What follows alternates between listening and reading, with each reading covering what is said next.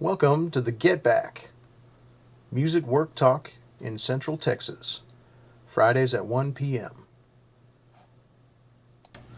Brought to you by the Austin Federation of Musicians and with the Unemployment Compensation Advisory Committee. The Unemployment Compensation Advisory Committee are members of the Austin Federation of Musicians, Local 433 of the American Federation of Musicians, aka the Musicians Union.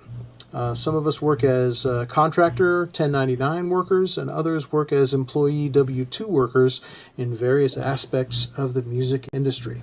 The goal of this session is to share our experiences, including trials and tribulations related to the Texas Workforce Commission, or TWC, with other musicians in the state of Texas to aid in navigating the TWC application process. We are not experts in unemployment assistance. We are musicians.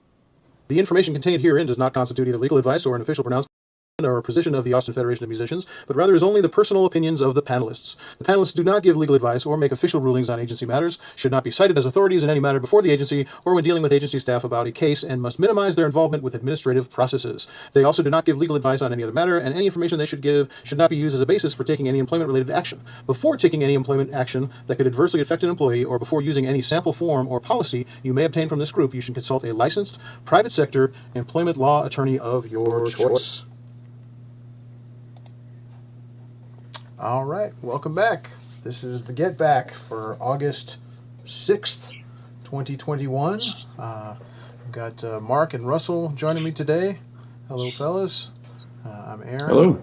Yeah, man. Well, gosh, I guess we should start off with the beverages here. I'm doing coffee as usual. What do you guys got? The usual. Mm-hmm. Iced tea. Oh, iced tea. Iced green, summer drink. Ah, it's still green tea. That's good. Yeah. Remarkably consistent. Excellent. I guess I forgot to start with the links down at the bottom. That's usually the best place to find information, COVID resources, information on unemployment, which is kind of what this show originally was about, mostly unemployment, but has pivoted to other matters, but still includes that. Man, I guess we should just kind of rip into the week. There's been so much happening this week. We probably could have done a show every day this week, practically. Just things happening. I suppose we should talk about the city moving into Stage 5 here in Austin. What have you guys heard about that? Well, I hate to brag about my prognostic skills, but I told you this was coming. That you're going to need to have cards or some sort of way to verify that you had the vaccine. Although the governor, who's trying to play hardball, will be overridden by the federal law because too many people are dying, and it's explainable. It isn't like we don't know why this is happening. We know. Mm-hmm. And if the rate is going, it's the musicians that I have talked to are starting to get scared again, thinking that they're going to start losing gigs. Well, a lot of musicians I know are not losing gigs; they're canceling. Yeah. They just don't want to work in the current risky climate, and I don't blame them. On the other hand, on that subject, I'm sympathetic to club owners and restaurant people and, managers of other high traffic institutions who don't want to turn their door people or bartenders or whatever into policemen. Sure. And that, that's the other side of this story here is that, a lot of people kind of blithely say, well, yeah, everybody should have to show, their vaccination card or whatever you want to call it. And that's all well and good, but who's going to look at it?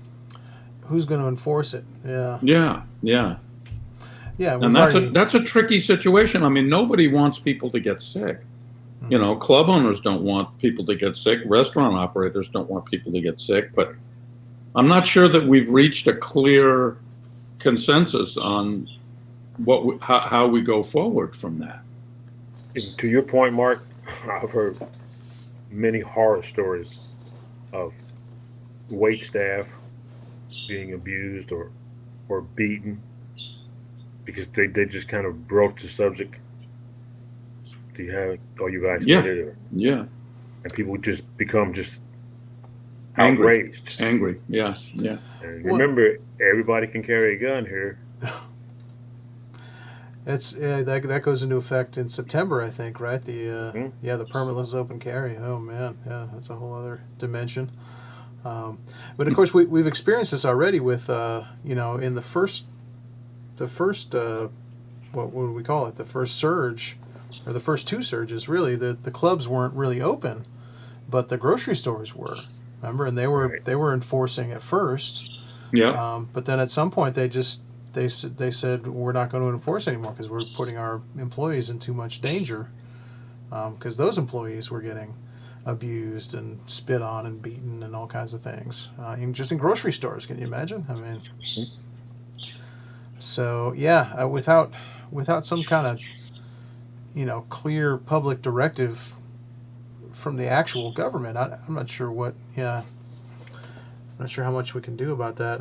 Well, I think we're just in a very confounded time. We are, yeah. I mean, things are just confusing. It's like, since I got sick, my trust level, if you want to call it that, for, the talking heads has gone down. I mean, I don't, Sure. I would still get vaccinated, of course, if I had the same choice to make today. But at the same time, I don't know that the talking heads, the scientists, whoever, really know what's going on right now. I think there's a lot of misinformation. There's a lot of indecision.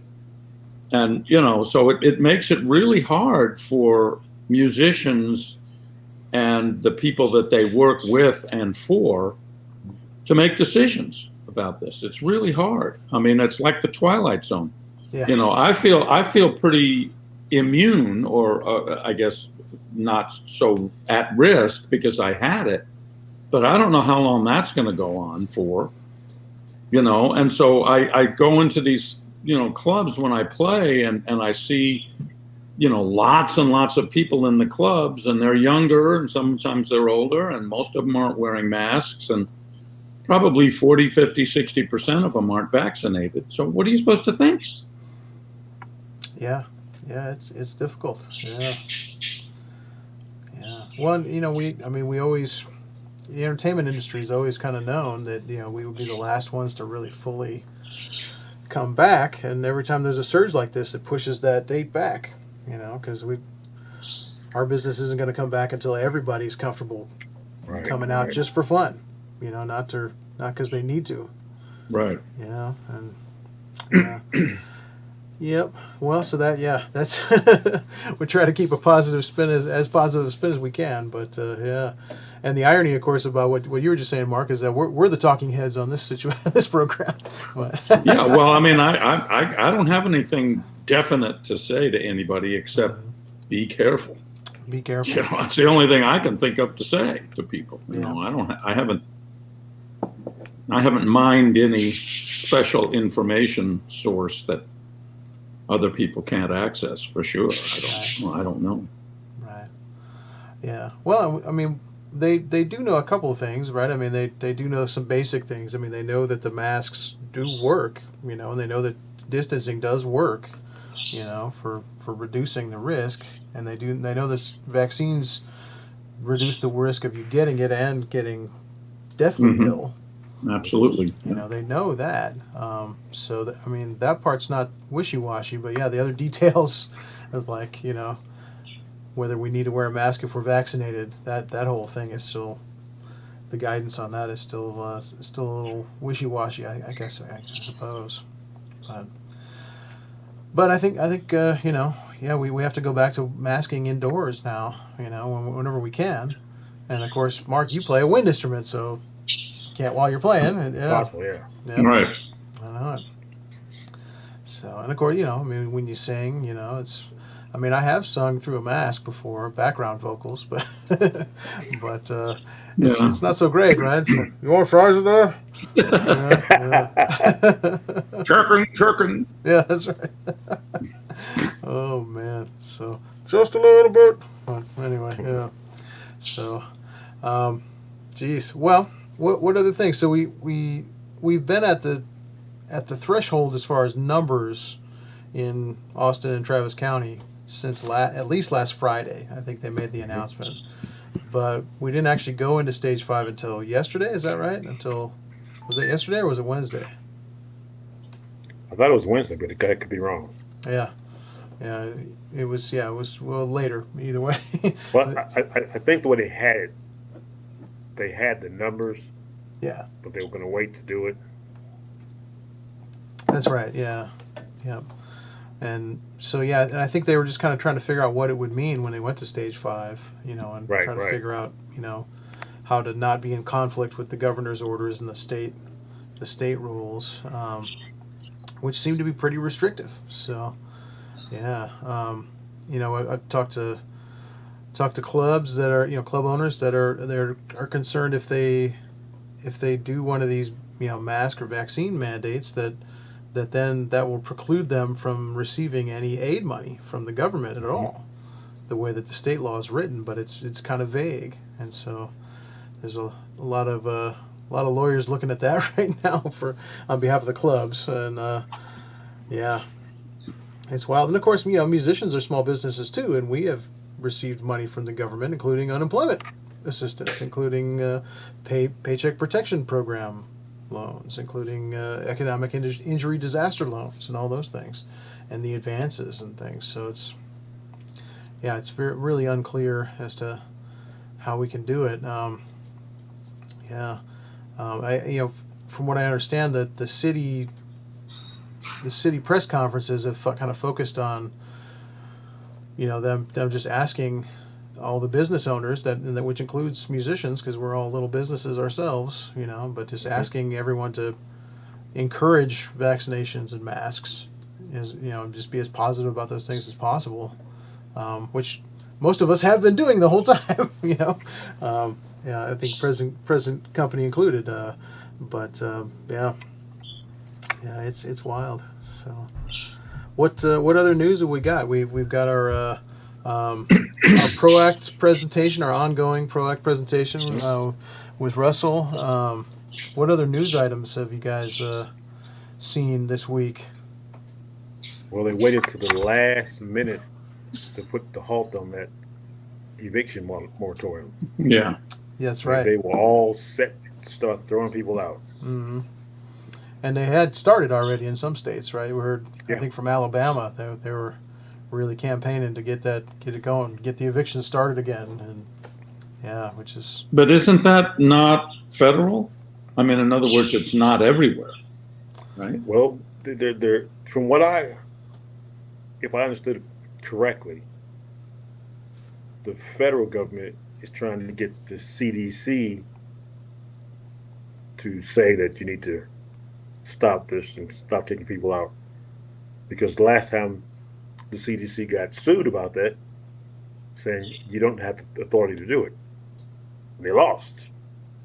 So now they want them to go back and do it again, because I guess they don't feel like they would rally enough support in Congress to get something like that passed, because it's only temporary. I mean, it's not going to go on. I think if I read it right, it's only for like 60 days or something. I mean, but I thought also that it was only in certain parts of the country.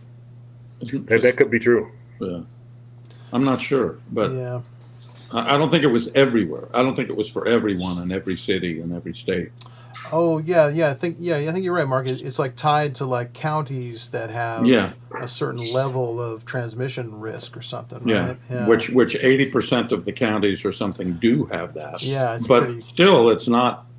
It's close. Close. There's going to be places where the eviction moratorium or the reinstatement of that don't apply. Right, unless there's a local eviction moratorium like there is here. But right. Oh man, yeah. Yeah, and of course then that just makes it harder to figure out for the actual tenants, and sometimes they get evicted anyway, just because they and their landlords and a local law enforcement can't figure out which thing they qualify for or not. Well, I did look on the city's website last night. There is still money there to help us. Yes. Yeah. Yeah, from what I understand, it's difficult to get, but I've talked to people that have gotten it, but I've also talked to people that tried to get it and couldn't get it because they couldn't meet the requirements for, like, you have to, like, show that you've exhausted all the other avenues for support or something like that, and I don't know. So, but yeah, I think you're right. There's money there, and I think they put more money into it at the beginning of this year. So you're talking about the rent relief, the city rent relief. Mm-hmm. Yeah. Yep. So, and there's federal rent relief as well. It's just whether or not you can get to it, and whether or not the tenants can get to it that need it. Right. So yeah, that's pretty wild, man. I did talk to one of our union sisters who is starting a tenants union, which is kind of really old school union organizing. That's right. Where the tenants start their own union, and we're not paying. Yeah, and it's a situation where I guess the landlord is getting ready to sell the building or something, and the tenants want to make sure that they can stay there, and it's not going to get bulldozed for condos like everywhere else, right, you know. Right. And, so that's interesting. I've heard of that happening in the Northeast and in the on the West Coast, but I haven't heard too much about it here. Although it turns out there is a Texas tenants union, so that's another kind of organizing that doesn't have to do with employment. It has to do with living situations. So pretty interesting. Yeah. What else in the news this week? Geez. Whew. Yeah. I mean, there was the rally last weekend. The march. What was it called? The moral march for voting rights, but it also at the Capitol. Yep, to the Capitol. Yep, and then and then they had a rally at the Capitol. That's right. Yeah, and I guess they marched from Georgetown for like 4 days. They marched in the mornings, and and our Union brother Willie Nelson played at the rally. Yep, and that was cool. We put that in the newsletter this week, so that was great. So we're seeing a lot of of our union brothers and sisters kind of at these demonstrations and things, and it makes a big impact when you have a musician there. Sure. So not that we should be always giving away our craft for free, because we definitely shouldn't do that, but you can make a big impact as a musician showing up to one of those things. So. Man, well, should we dive into the PRO Act? What number were we on, Russell? Let me pull it up here. Yeah. So I think we started this while you were recovering, Mark. But I missed the first several or 2 or 3, whatever. Yeah, that's all right though. Yeah, it's so we're just kind of going over this presentation that Russell and I saw about the PRO Act, and it has kind of 5 points about the PRO Act. So we've been kind of going through each one and then skipping to the last one, because the last one is one of the most important ones. It's about how the PRO Act actually gives the National Labor Relations Board more teeth to enforce these things, that not only new things that are going in with the PRO Act, but also things that they've already things have been on the books for decades and over a century, but there just aren't any consequences for when the employers break these rules. So it sets up better enforcement of labor laws that hasn't been around. So let's see. We're actually on number 2, because we did weakness employees' power. Yeah, we talked about that. So we're down to number 2. Number 2? Mm-hmm. It allows more workers to form unions. Okay. Yeah, I seem to remember we did that one though. Maybe that does sound familiar. Now that I'm looking at because we talked about the ABC test, it amends the definition of employer and narrows the definition of supervisor. Weren't we gonna weren't we gonna jump from one? Forces the employers to inform their employees of the rights to organize. And that's different too. The employers themselves have to inform the employers that they have a right to organize, which is really powerful because most of the time they do the opposite and they inform the employers that they don't, or they tell them that they probably shouldn't or something. So yeah. Well, let's start on number 3 then, and yeah, then we'll do 3 and then we'll skip to 5 because 5 is the enforcement part that we've been hitting every time. Does that sound like a good plan? Sounds like a good plan. Okay. And number 3, okay. I was gonna say let me share this with you guys so Mark can see it. Let's see. And we have to do this 2 different ways because there we go. All right, see if you can see that, Mark. And then I'll share. Yes, I can see it. Thank you. I'll share it with the viewers as well. And all right, I think we're rolling here. Yeah. Okay. So yeah, this is the PRO Act. So yeah, this is point number 3. It gives unions more power. It bans quote unquote right to work laws at a national level, and that's really important.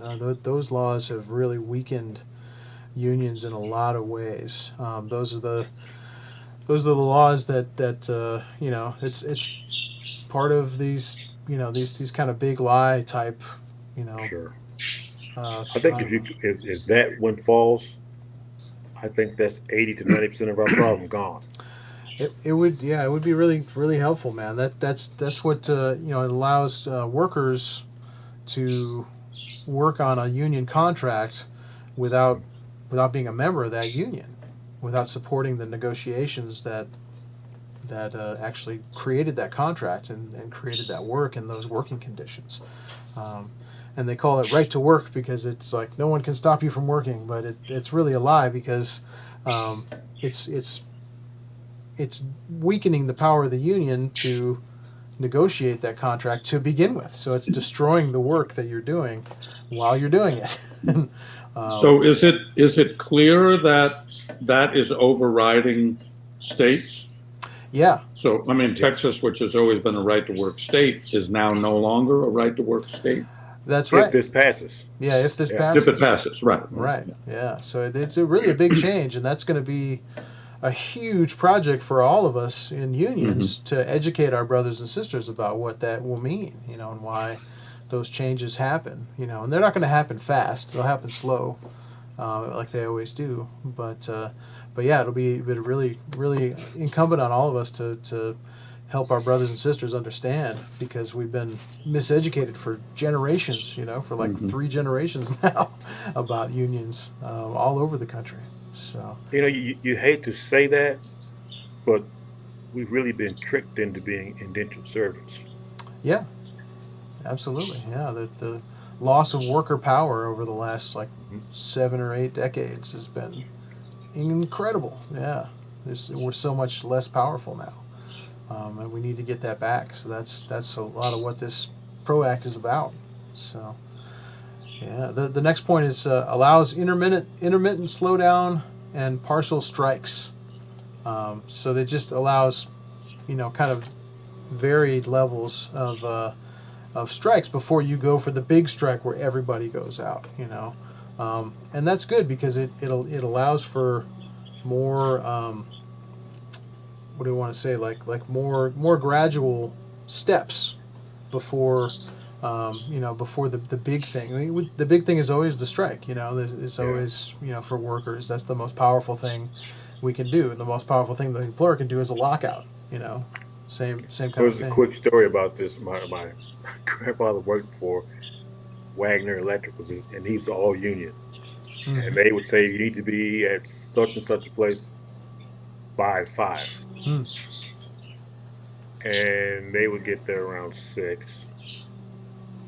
Because they're driving down the highway at like 30 miles an hour.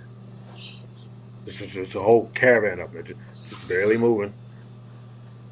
Say we didn't stop working. We just let you know that there's a problem here. And like See, back in the days, you could do that. right, yeah, that's a really good example, man. I think that's exactly what this is referring to. Yeah, is those type of worker actions. So the workers all did that together, right? Yep. As a way to demonstrate, their concern with whatever the problem was with their working conditions or their pay. And I bet they won, didn't they? Did. Yeah. I pulled that a couple of times on stage where we're playing, and I just stopped playing. People were going, "What happened?" Yeah. I just want to let y'all know. I don't think I'm getting enough for this gig. Yeah, right. You notice when the bass player stops playing. You're right about that. Yeah. Or slows down. Or slows down, yeah. Oh, man. Yes, nothing can stop it. Oh, man. Just let me know when you're going to do that so I can slow down too. Right. Oh, you'll hear it. You'll hear it. Don't worry. Yeah, I'll know. Oh, man. All right. The next point is it repeals the ban on secondary boycotts, jurisdictional strikes, and recognitional picketing. So that's kind of similar thing. It's other types of demonstrations that employees used to be able to do, and have been banned in the last 50 or 60 years. I think that the right to work laws really got going in the 70s and 80s, right? But really Texas went, was considered a right to work state before that word even existed, before that phrase even existed. And it goes back to like 1947, when the Taft-Hartley Act was passed. Texas immediately implemented everything that was allowable under the Taft-Hartley Act, and every anti-union thing that they could do, they did. And so we're not the first. Texas isn't the first, but it's one of the oldest right to work states. So yeah, it's real deep here for sure. But it's important. It's important. It's creating this inequity nationally, but also you can see it in our state. There are less union workers. And gosh, our teachers are just getting treated horribly in this state, and have been for decades. And that's the only thing that can protect them is unions. Just like musicians, we're so vulnerable because we do our work and we can't take it back. If you don't got a contract before you do the work, you're done. You can't get it back. You can't take back your performance. Similar to teachers. So, yeah. All right, let's go to the next one. Oh, this is fun. Repeals ban on hot cargo agreements. What do you think is hot cargo? That could be a lot of things in the music biz, but no, I think it has more to do with hot cargo agreements. I think has more to do with shipping type stuff with the Teamsters and all of that. But yeah. Hot cargo agreements. I think that has to do with like when there's a picket line anywhere, the truck drivers, the Teamsters, won't make deliveries to a building that has a picket line in front of it, and I think that has to do with that. I think there are some bans on that type of action, which also weakens the power of the strike. So again, it's you don't need to weaken the power of the strike if you don't have to have a strike. So right. And unions don't go on strike unless they gotta. And so, yeah. Let's go on to the next one here. Protects union elections from employer interference. Where have we seen that? Oh, yeah, Amazon. That's the other big news item this week. So That's the right. Amazon election got overturned now, basically, and they're going to have them do it again because they found out that Amazon did several illegal things to influence their employees to not vote or not vote for union recognition. And Gee, I wonder how they found out. yeah. Yeah. So some of this stuff is already working, but this is going to make that much more clear, and it's going to make the enforcement easier for when employers are interfering with employees' ability to form unions and to organize and to win better working conditions and wages for themselves. So it's a big piece of legislation, and that's one of the problems with it is the elevator pitch for it is not it's not short. There's not really an elevator pitch for it, but it's so important. And I guess that goes back to also the other news yesterday was the president of the AFL-CIO died. Yeah. Richard Trumka. Trumka. Yeah. And we just Nicole and I, the secretary treasurer, were at the AFL-CIO Texas convention, or Texas AFL-CIO constitutional convention last week, and he spoke. He spoke very well. He didn't seem like he was in Really? bad health at all. So it was very sudden. I think it was a heart attack, is what I heard. But that's most of what his speech was about. Was about pass the PRO Act. Do something every day that helps get the PRO Act passed, and we're going to get the PRO Act passed, and we're going to win back all the strength for workers that we've lost in the last several decades. So yeah, man, that's a big blow. But the good news is there's really powerful union leaders in the wings ready to take that up, and right now it's going to be the secretary treasurer that's going to take over at the national level. But it's not like there's going to be a vacuum of power. There's a lot of really strong union members coming up now, and union leaders coming up. So yeah, I'm not super worried about that, but we're definitely going to miss Trumka. Yeah, he was definitely a bulldog for workers, and yeah. Very outspoken. He wasn't scared. Yeah, that's right, man. Yeah, unfortunately, his name Trumpka got mixed up with Trump several times, and that was not good. But I'm sure he's sick of hearing that even up there. But, yeah. Trumpet players have the same problem. Oh yeah, that's right. Among other problems. Among other problems, yeah. That may be the least of their problems. Who knows? But, no, we love our trumpet players. But, all right, so that's point number 3, and then the plan was to go down to number 5. So let me pull that up and get it in the window here. Can y'all see that? Yeah. Cool. Yeah, and this is the one we keep coming back to, is it gives the NLRB teeth, which is the National Labor Relations Board. And this just the international or the National Labor Relations Board itself needed to be repaired, and that process started on the first day of Biden's administration. The very first day, you remember that the chief, what is it? The chief legal officer of the NLRB was told to resign or he would be fired on the first day of Biden's presidency. And that, he ended up, not meaning to cut you off, but he ended up getting fired. Yeah. He kept holding on until finally Biden said, "Nah, get him out of here." Yeah.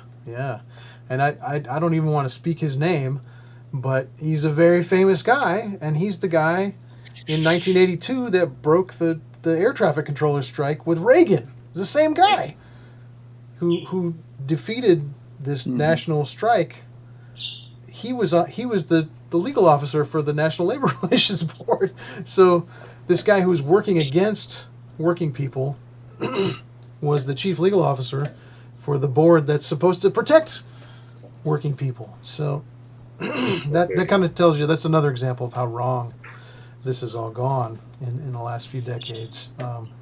But at least that's fixed now, and there are more members of that board being reappointed. Their terms are ending this year, and they're being reappointed with people that actually want to help working people rather than hurt them. So that's really important, and that's why they need more teeth now for enforcing this type of thing. So we'll go over this point again as well, because we did it the last 2 times. But so the first one is authorizes meaningful penalties for violating workers' rights, and that's meaningful penalties to employers. So right now, we just found out this week that Amazon, violated several of these laws in their election, and they're going to have to do that election over again. But other than that, there really aren't any penalties. So we're in this situation now where like Amazon really they can't afford not to break the labor laws because there aren't really any financial penalties for doing so. So they're probably going to do it again. It's just they'll get bad publicity for doing it. But if the PRO Act passes, there'll be actual meaningful penalties for them, and that's really what we need. We need to make it expensive to violate the law. Right. Otherwise it's just going to be a matter of a cost of doing business. So, yeah, man. And then the next thing is allows the National Labor Relations Board to enforce its own rulings, and that just sounds crazy, right? Like, what do you mean enforce its own rulings? Under the current system, they're not allowed to even enforce it. Anything that they decide, they have to go to the Justice Department or one of the other departments of government to have that enforced for them. So the PRO Act will allow the National Labor Relations Board to directly enforce its own rulings, and that's going to make it stronger because there won't be so much red tape.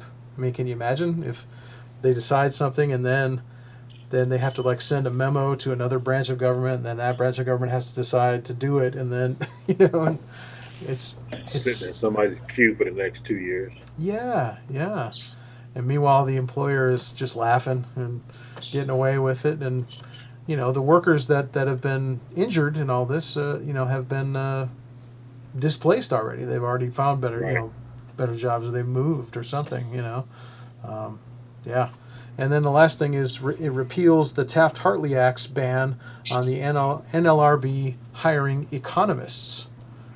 And that goes, remember we talked about, that's 1947 is when the Taft-Hartley Act went into place. And part of that is a ban on the National Labor Relations Board even hiring an economist to tell them like, oh no, you'd actually make more money if you do this, or these companies are damaging themselves financially by doing this strike, or having this dispute with workers, which doesn't make any sense at all. So anyway, there's a lot of things that have had to been needed for a long time in this piece of legislation, and I think we're gonna continue to do a little segment on this show where we keep talking through it. So we just did number 3 and 5, and I think we'll do 4 and 5 next time. And we've also been talking about what else? We've also been talking about a couple other pieces of legislation, like the American Music Fairness Act. That's a new thing to try to get American musicians paid when they get played on the radio.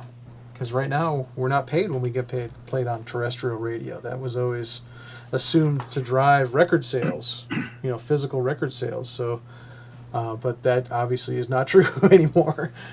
Did you see the ad that Dionne Warwick took out?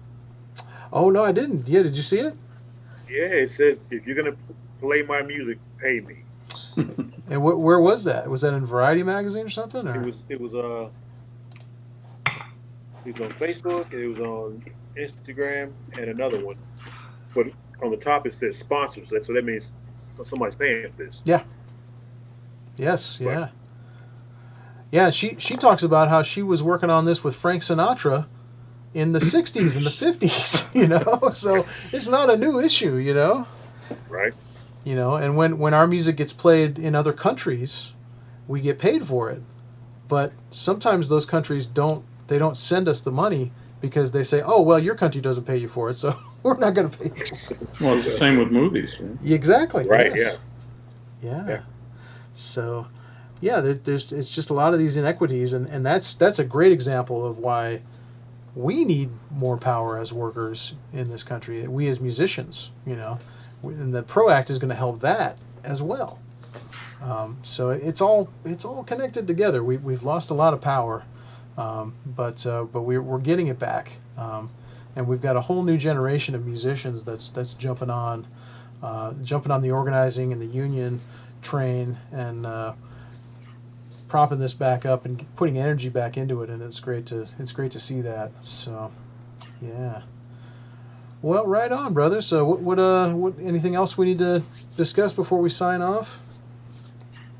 I don't think so. Yeah. I think we covered quite a bit. All right. Right Yeah. on. Yeah. All right. Well, you, the viewer, if you're in the music industry, don't give up.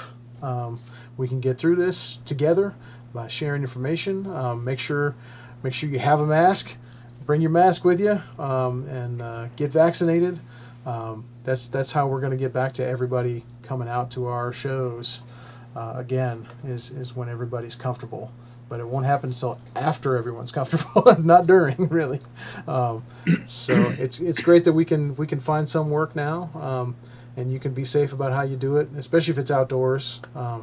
But if you got to be indoors, I think we got to go back to the masks in this area now, unfortunately. But we're gonna get there, and yeah, don't give up. We're gonna get back, and yeah, I'll see y'all next week. Take care. Bye Thank you, bye. Mark. Thank you, Russell.